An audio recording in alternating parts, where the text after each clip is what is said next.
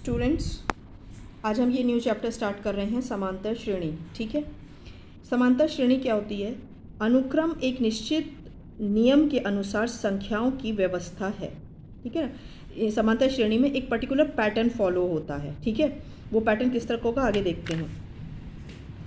इसमें क्या होता है, प्रत्येक पद अपने ठीक पहले पद में एक स्थिर संख्या जोड़ने पर प्राप्त होता है। ये स्थिर संख्या किस तरह जोड़ेंगे? इस स्थिर संख्या को सार्व अंतर कहते हैं।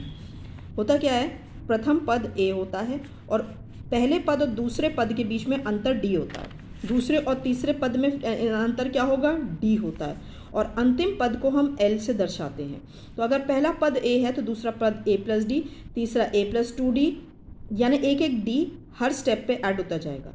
आगे मैं क्वेश्चन करा रही हूँ, रिक्वायरमेंट के अकॉर्डिंग आपको और फॉर्मूले बताती जाऊंगी। आपको एक्सरसाइज बेटर समझ में आएगी जब मैं आपको क्वेश्चंस कराऊंगी।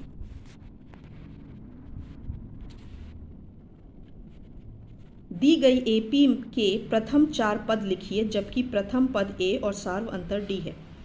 ठीक है, 4 पद लिखने। पहला पद क्या है? ए है और डिफरेंस क्या है? 10 है। तो कैसे होता है?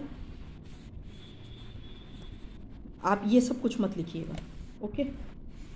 यहाँ पर ये सब कुछ आप मत लिखिएगा। अगर पहला पद ए है, डिफरेंस है 10, तो series a plus D plus 2d plus a plus 3d हो गई। पहला 10 हो गया, 10 में एक और 10 जोड़ा तो 20 आ गया। उस 20 में एक और 10 जोड़ा 30 आ गया, एक और 10 जोड़ा 40 आ गया।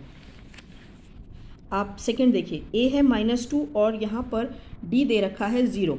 तो जब 0 दे रखा है तो आपको -2 में क्या जोड़ेंगे? एक d जोड़ेंगे तो वो 0 हो गया। फिर -2 में 2d जोड़ेंगे तो 2 इंटू 0 करेंगे, -2 प्लस 3 इंटू 0 करेंगे। तो हर केस में आपको आंसर तो क्या -2 ही मिलेगा, क्योंकि बाकी का तो 2d वाले टर्म तो 0 है।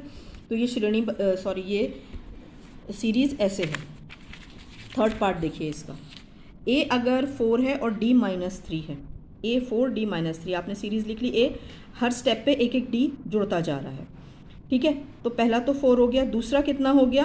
a प्लस डी, 4 - 3 ये हो गया 1। तीसरा क्या हो गया? a प्लस 2d, तो a तो हो गया 4 और d हो गया 2 इंटू -3, तो ये हो गया -6। तो ये ऐसे सीरीज चलेगी। पहला 4 हो गया, 4 - 3 1, 4 - 6 हो गया -2। ओके, इसके बाकी दोनों पार्ट्स आप अपने आप कर लीजिएगा।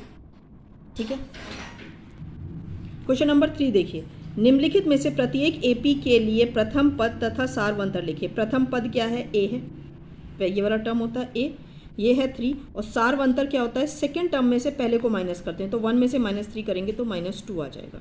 ऐसे ही हमें इसके सारे पार्ट्स करने हैं। सेकेंड पार्ट एक और देख लीजिए, ये है सीरीज। पहला पद क्या हो गया? ए बराबर -5 के, डी क्या हो गया? -1 -5, माइनस करेंगे पहले वाले टर्म को तो 2 माइनस मिलके प्लस बना देंगे, -1 + 5 4 हो जाएगा। इसके बाकी के 2 पार्ट्स आप खुद करिएगा। क्वेश्चन नंबर 4 में आपका है, निम्नलिखित में कौन एपी है? यदि कोई एपी है तो इसका सार्व अंतर ज्ञात कीजिए। 2 4 8 16, ये पूरे सारे इसके क्वेश्चंस का सेट है। यहाँ पर क्या है, आप पहले कॉमन डिफरेंस निकालेंगे, इसका सार्व अंतर। सेकंड में से फर्स्ट को माइनस करेंगे। 4 - 2 कितना हो गया? 2।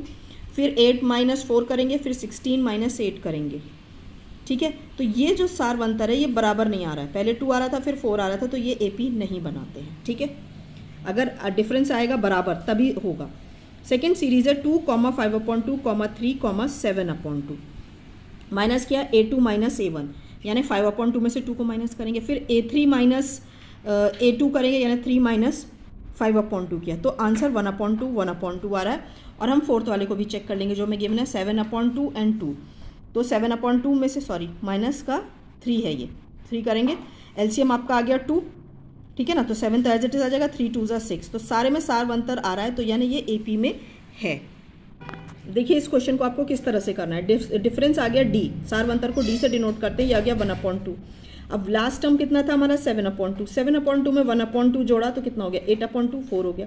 नेक्स्ट हमें 3 टर्म भी ज्ञात करने, पहले डी निकालना है, उसके बाद 3 टर्म्स। अब क्या करेंगे? 4 में हाफ जोड़ देंगे।